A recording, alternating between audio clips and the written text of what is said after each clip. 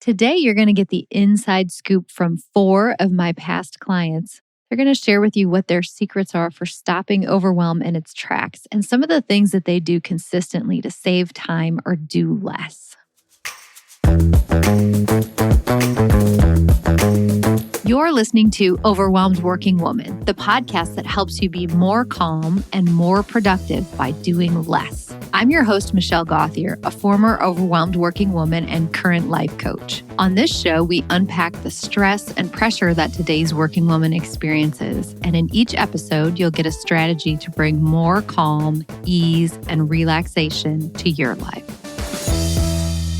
Hello, friends. To wrap up our month-long celebration of this podcast's birthday, I've put together a fun episode for you today. I invited a couple of my former clients to join me and do 2 things. One was share their advice about something that you can do to stop overwhelm immediately, and then what they do consistently to save time or do less. You will definitely get some great ideas from them. I know I did. I've already implemented 2 of the things, and there are more that I want to implement as well. Then, this was kind of a fun part for me. I had them ask me 2 questions, any questions, with a goal of helping the audience get to know me a little bit better. They came up with some great ones and in some cases gave me a lot to think about. By the end of this episode, you'll have at least 10 new ideas for how to save time and feel more calm. And who doesn't need that? Thanks to everybody who has written reviews over the past month. As you know, those are so helpful in helping us to grow the show. And if you wrote a review and filled out the form, you should have received your t-shirt if you live in the US. If you live outside the US, I know for sure there's one that's on its way to India. It might take a bit longer, but it is coming. It would be amazing when you get it if you post a picture and tag me. All of my social media info is down in the show notes, so that I can see all the overwhelmed working women out in the wild, or maybe in the wild of their offices or at their desks. And for those of you who haven't done a review, or maybe you have done a review but didn't request the t-shirt, do it. The link is in the show notes and we would be delighted to send you one. They are so cute. Okay, let's get into the interviews. Okay, now we have Shannon O'Toole. Shannon turned an unexpected job loss into her dream career, and she did this a while ago, and I did a full interview with her. She talks all about staying true to her values and growing her business that way. Her story is super encouraging and inspiring. It is from October 16th, 2023. So if you want to go back and listen to the whole episode, it is there. Hello, Shannon. Thanks for being on. Hi, Michelle. Thanks for having me again. Again, yeah, exactly. 2-time guest now. All right. So you know the drill. I'm going to ask you these 2 questions, and then you're going to ask me 2 questions. I don't know what questions you're asking me, so that'll be fun. So the first one to ask you is, what is something you do to make yourself feel more calm when you're overwhelmed? Well, I think this is something that you and I talked about many times when I was in coaching sessions. As dorky as it sounds, I go to my calendar. When I feel overwhelmed, I know that the first thing I should do to get away from that feeling is to go sit down with my to-do list in my calendar and literally just start plotting things out on my calendar. It usually proves to me that I do have more than enough time to get things done, that I don't have to get everything done right now or even today, which is often like what is leading to that feeling of overwhelm, is like, oh my gosh, it has to all happen right now. And, kind of to go back to the episode that we talked about before, it allows me to make sure that I'm only putting things on my to-do list and on my calendar that are my priorities and that connect back to my values, right? So keeping my workouts on my calendar, keeping all of my kids' events, making sure that I'm always prioritizing my clients and then, finding time for other things as they fit. But that exercise of doing that just like makes me feel a lot less overwhelmed and typically shows me I don't have as much to do as I probably felt like I had. And then after that, I should probably go hit the yoga mat because that's the other thing that helps. Yes. That combination is perfect. Yes. And just to say to the audience that we are talking here to a woman who owns a very successful business and is a single mom and has 3 children and has a social life and does lots of things. So the fact that you're saying that when you look at it, you can say, I had more time than I thought I did. This isn't a person who doesn't have a lot to do on paper. But I love the way that you're taking the conceptual, overwhelming feeling and then just turning it into facts. Like, what are the facts? What time do I actually have? That's awesome. I love it. Great example. Okay. And then what is something that you consistently do to save time or do less?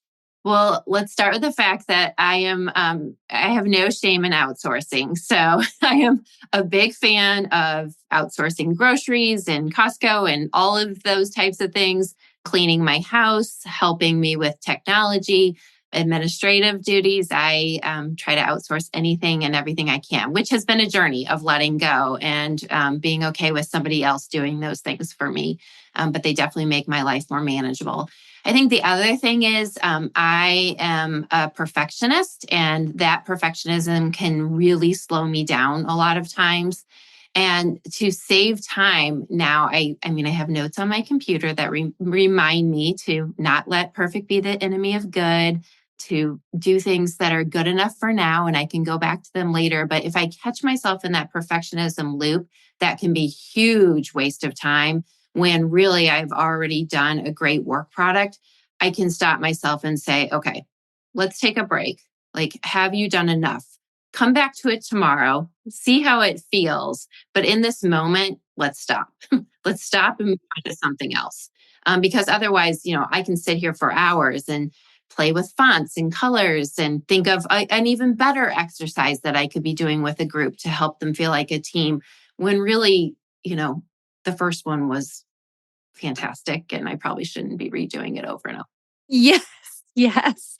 I love that. That's so good. So, how can you tell when you're about to go across the line to too much perfectionism? Like, how do you know when to tell yourself to stop? Is there a certain way you feel or? Honestly, I know because I will start doing more research on things, or I will go back and have, completed a whole PowerPoint presentation deck, and I'll catch myself starting to go back to slide number 2 and start doing those tweaks again, and so because it's something I've battled with for so long, I think those little things of, okay, do not Google a team building exercise again. Like you already have 15 that work. Yes. You don't need another new one. I think, Google is my friend, but it also can take you down a rabbit hole really fast. And it's just saying, nope, like, let's walk away from this for today. Yes, that's so good. I love that. That's such a great tip. And then going back the next day and looking at it, sometimes I will think if someone else created this, what would I think of this? I'd be like, "Ooh, this is great." Yeah. Well, you know what? And Michelle, that's also a great thing. Sometimes I will run it by, even my oldest son or my middle son who are 16 and 18, like, what do you think of this? And, or another friend of mine who's in the industry, and I typically get outstanding, oh, that's Yes. great. And I'm like, okay, let's stop. Okay, I need to calm down now. Okay, good. I love that. That's a great one. So, what are your questions for me?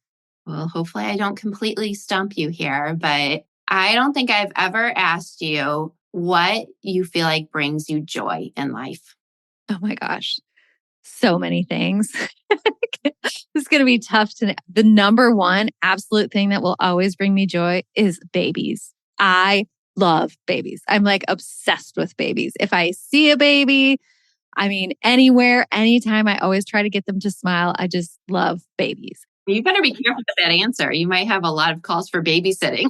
Yes, yes. Oh my gosh. Yes. We have some close family friends who have a baby, and we went to go visit them for the weekend. And I told my kids, like, as we're driving from the airport, I hope the baby only likes me so that I can hold the baby for the whole entire weekend. And I basically did.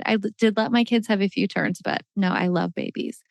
But I think also, just like many small things in life bring me joy. My handsome man friend was just telling me the other day, I've never known someone who can get so excited about the most inconsequential things. So I feel like I have a tendency towards that. But this weekend I was at a horse show, kind of out in the middle of nowhere. And another mom told me that there was a lavender farm nearby. And have you been to that lavender farm? I have been to one before. Yes. And I was like, oh, lavender farm. Oh my gosh, I'm so excited. I went and I got a lavender latte. And the whole time I was just delighted. So I would say lots of things in life can bring me joy.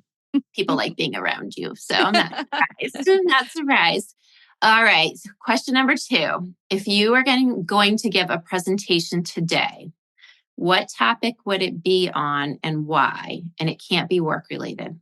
Ooh, because we know you can do like a great presentation on how to get rid of overwhelming feelings. that's exactly right. So it can't be work related. Okay, I could easily talk about adoption, like how to think about the adoption process. And then I have a lot of experience with just making the adoption process as good as possible, even when your kids are growing up, how to talk to them about it, how to connect with their birth parents, how to have kids who are adopted from 2 different birth families. That would be one topic. Oh, wait, I'm only supposed to give one answer. I know, but now I'm curious of what you're going to say next. Well, the other one was going to be about having a home with lots of color that brings you joy and decorating your home and really loving it and finding things that spark joy so that you're constantly surrounded by a place that makes you feel happy and joyful and makes other people feel that way when they come over is another topic that I would love to talk about. Yeah, and you're really good at that. Look at your darling background right now. I certainly put a lot of time into it. If we're going with the 10,000 hours rule, I'm getting there. Well, it shows. You can tell that you care about your space and your surroundings. Oh, thank you. Thank you. Well, thank you so much for being on again. It was great to have you as a guest, times 1 and 2. Well, congratulations. This podcast has touched so many people's lives. And like I report to you all the time, nothing makes me happier than when somebody says, oh, I was listening to this podcast the other day. I don't know if you've ever heard of it. And then they say your name. And I'm like, oh, yes, I've heard of it. That is so amazing. You're like, that's my friend. Exactly. She's my coach. That's right. Well, thank you so much. You're welcome.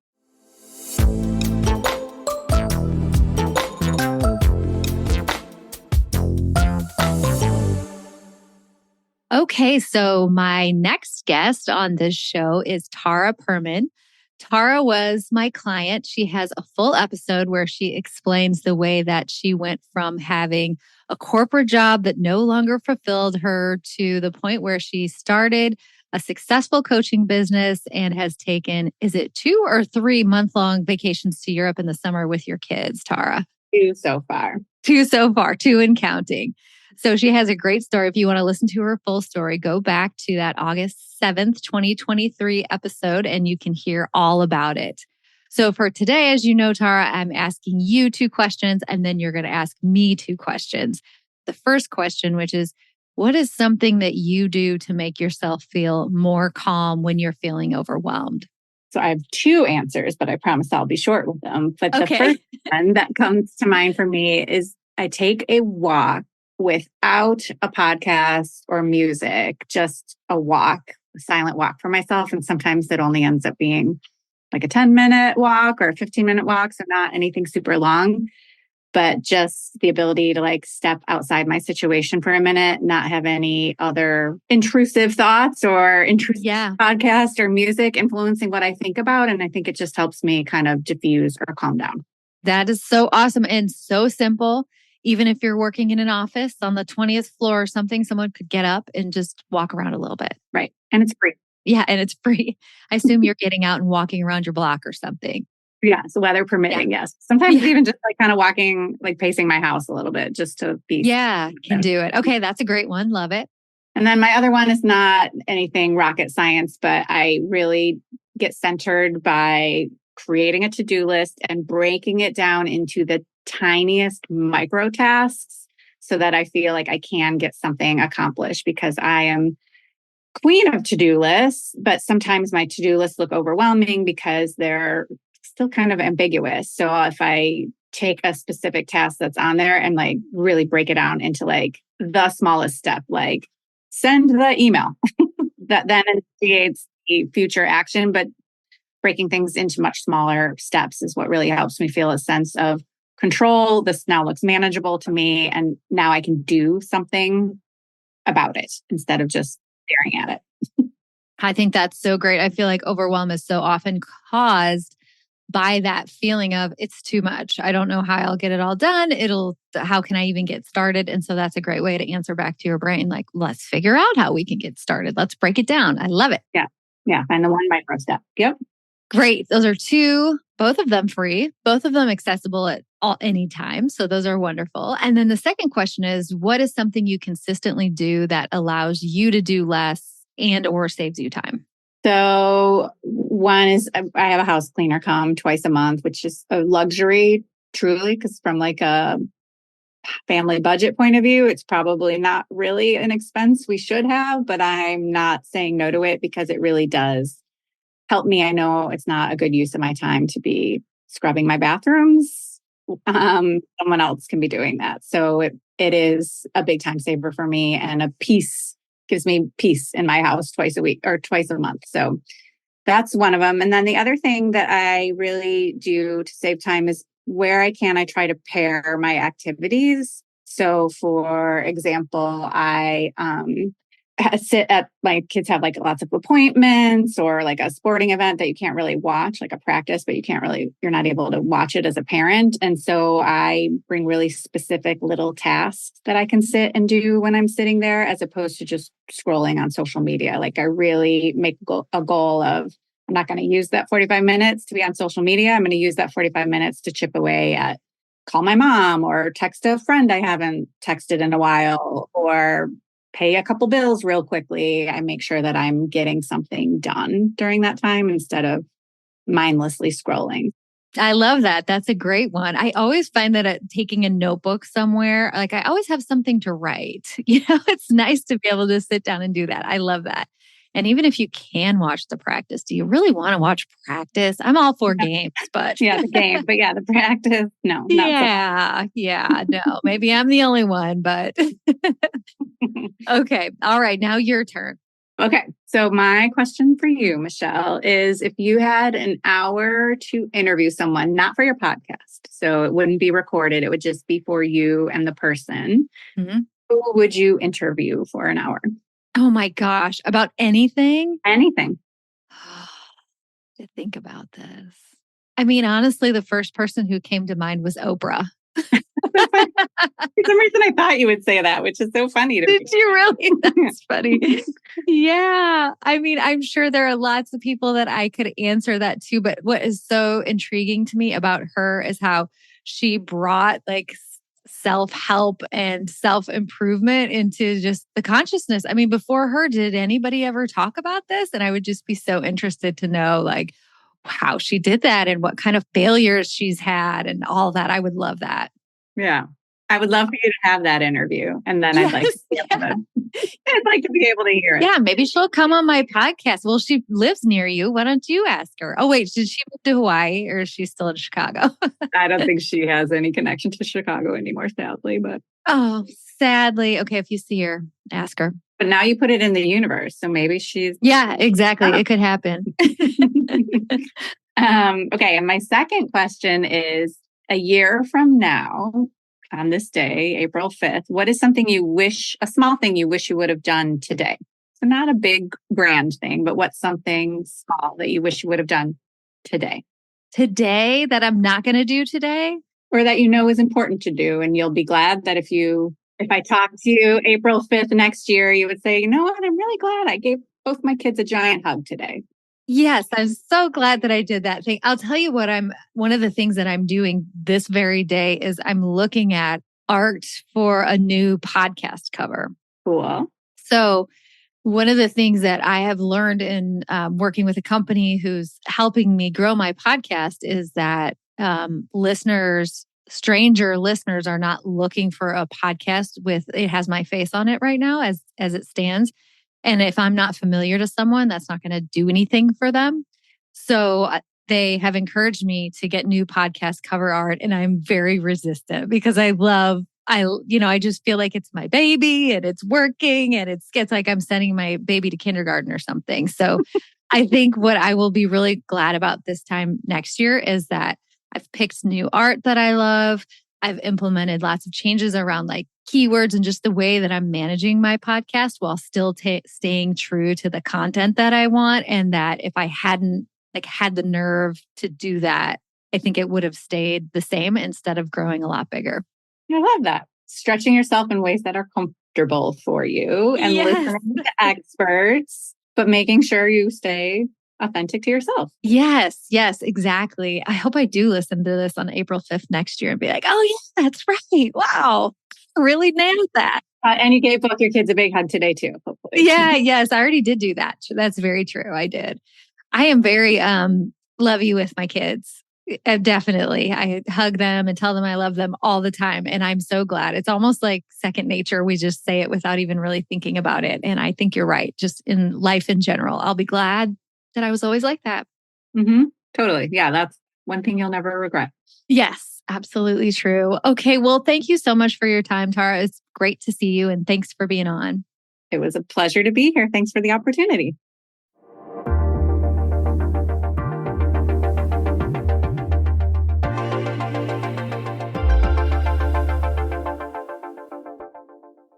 Lauren, thank you so much for joining us for this podcast anniversary episode. Lauren did one of the first interviews for guests that I ever had, and her episode came out on May 22nd, 2023. So if you want to go back and listen to the full episode, you can listen to it there.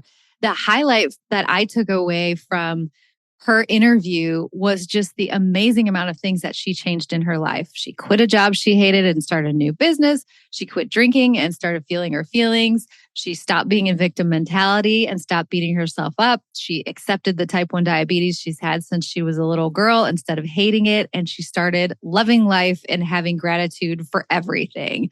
So that's what we talked about last time. Lauren, thank you for being here with me. Thanks for having me. Yes, this is going to be a much shorter version and not so many questions as last time. So I'm going to ask you 2 questions and then Lauren is going to ask me 2 questions back. Okay, so Lauren, what is something that you do to make yourself feel more calm when you're overwhelmed? So the thing I've been doing lately is something called EFT tapping, which stands for Emotional Freedom Technique. And you tap on 9 different points in your body, and it sends a calming signal to your brain that tells your brain it is safe to relax. And you can do it in an app called the Tapping Solution. And I love it because I'm somebody that has a hard time just being quiet with my brain. And it feels like you're doing something. You're tapping on different points in your body. And I love it because it really calms me down. And when you go into the app, there's a meditation for turning your day around. There's a meditation for overwhelm. There's a meditation for like, it's Tuesday, start your day off right. And so it really works to calm me down.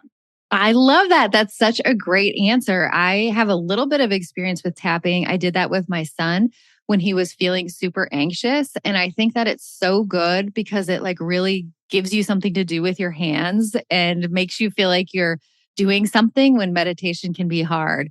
I love that. And also, I don't understand why it's called emotional freedom technique. Every time I see that, I'm like, it's just tapping. Let's just call it tapping. Yes, it always confuses me. Yeah. And when you get used to the points, you can just do it on yourself. And I tap myself to sleep all the time. Okay. Oh, that's another good tip. Okay. Awesome. So everybody check out tapping. Okay. So second question, what is something you consistently do that allows you to do less or just a time saver for you? Okay. So you taught me how to say no. But before I say no, one thing that I had a hard time with is getting in touch with what is it that I want to do. So I have learned how to know my reasons, like my reasons. So first question, what are my reasons and do I like my reasons?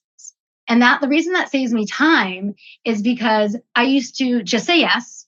And then I would waste so much time and energy resenting the person I said yes to and resenting myself for saying yes.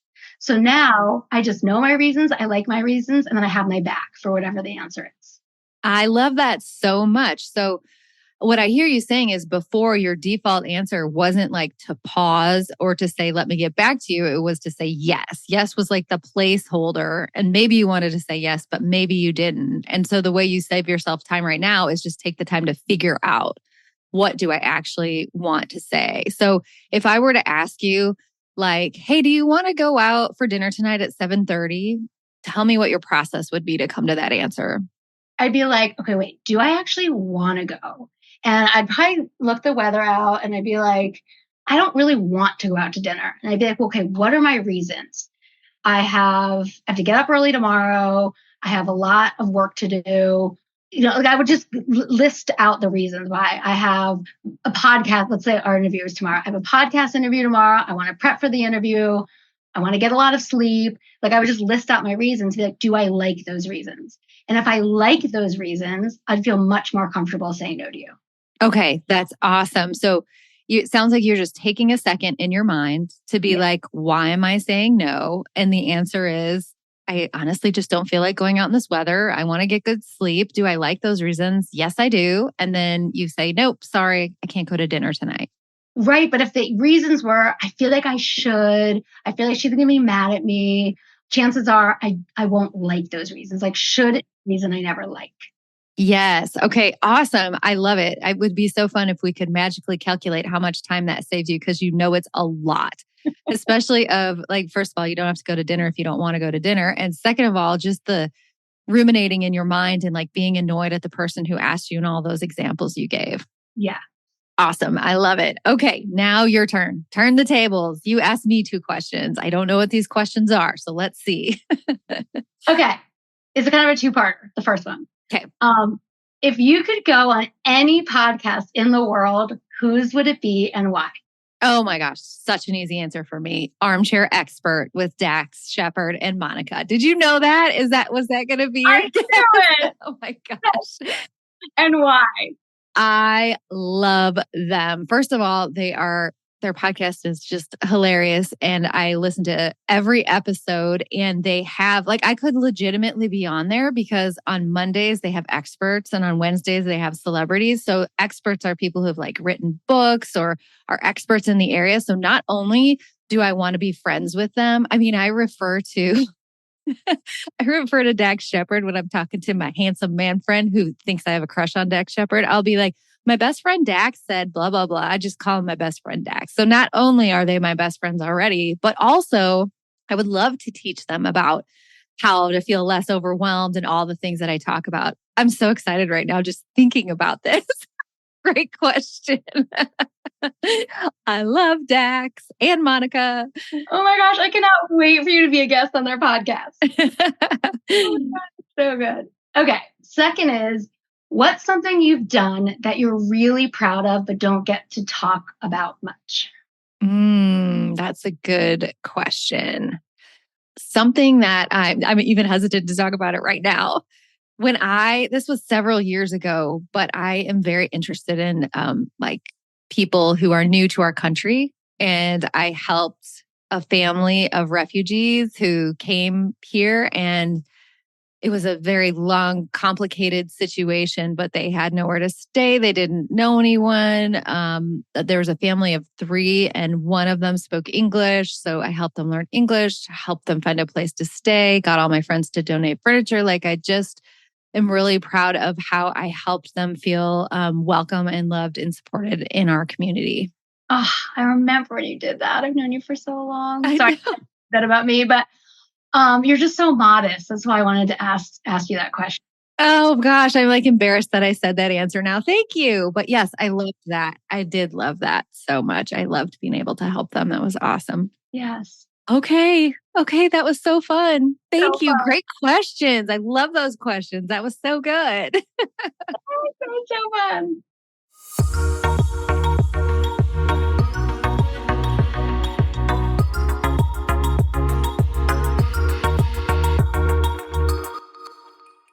Our next guest is Carrie Kaiser. Carrie is my former client. She is on an episode of her own, which you can go back and listen to if you want to listen to that, from June 12th, 2023. And you can hear all about how she was able to stop people pleasing, grow her business. She's a designer, so she is a very creative person, but she needed to put a little bit of structure around her creativity. So there's lots there if you want to go back and listen to that episode. Thanks, Carrie, for coming back. Well, thanks for having me. Congrats on your first year. That's awesome. Thank you. Thank you very much. Okay, so I have 2 questions for you, which you already are aware of. So the first one is, what is something you do to make yourself feel more calm when you're overwhelmed? I really had to think about that, but I think my go-to is probably to try to get out of my headspace and into my body. So even though I think my instinct is to keep hustling, keep working, keep racing, that if I take 5, maybe 10 minutes and I either get outside and walk, that's like calms me, or even getting on my exercise bike for 10 minutes. And I think just to get my heart rate up, then it kind of calms me. But then I'm focused more on the physical body for a few minutes than the racing mind. And it kind of has a calming effect and switches the environment for a few minutes. And then I can kind of come back with fresh eyes and an exhausted body and start again. Yes, that's so great. That's so great. I don't think there's a problem that walking would ever make worse. No matter what the problem is, if you just go walk around your block, you'll probably feel at least this much better about it. Okay, great. And then what is something you consistently do to do less or save time? This one, I'm still working on adding this into my life and other places. But one thing I've learned is to stop making the same decisions again and again, especially ones that don't really matter. So especially the days I'm a part-time parent, I have my son 50% of the time. And those are the days where I was finding myself really stressed out about what to eat. So whenever we had a meal that we both liked, that I thought was decently nutritious, stuff that I could make without a whole lot of time, and I just wrote it on a sticky note. So inside the cupboard, the nights that he's with me, I just open it up and I pick something off the menu instead of, mining my New York Times foods app for picking one of 70,000 curries. I just go to the sticky note and I pick something that I know is a proven winner and I just move along with my life. That is so brilliant. Oh my gosh, because it's like I start from scratch every time and there's just no guarantee that they're actually going to like it if I spend the time making it. Yes. I probably will, but they might not. I'm really going to copy you on that. I'm going to even do the sticky note thing so I can be like, you guys go grab the sticky notes for what you want me to make this week. Yeah. And I don't even write the recipe out, but it's just a list of 8 meals. It might be like chicken with rice, broccoli, or whatever it is, so that I don't have to try to come up with something, because inevitably in those moments, the only thing I can think of is spaghetti. Yes. It's the only thing that comes to my mind. Totally my go-to. Yes. Or I'll grill burgers. Those are like my 2 absolute go-tos because I know that you do. Yeah. So now you can have 6 or 7. And honestly, kids don't care that much. So it's not like he's going to say, Mom, we had chili 3 weeks ago. Let's mix it up. He's not going to say that. So that's been one thing that I've done with consistency that takes some time and effort out of my life. I love it. That's such a good one. Okay, what questions do you have for me? Well, I always have so many. I always wish we had more time. But I guess when I think about you, one thing I wonder is, because you seem to be efficient and well organized and doing a lot of stuff, which is awesome. But I wonder, what does a lazy day look like for you?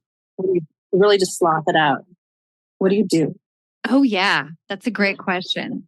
I really do have some seriously lazy days. Okay, so for me, everything is all about intention. And so sometimes when my kids are at their dad's house and I just feel like I really need a break, even though I have things I could do always, I will say specifically, this day is going to be a day where I just stay home. So what it would look like for me if I went all in on what I would consider to be just a chill day, I would keep my pajamas on probably the whole day.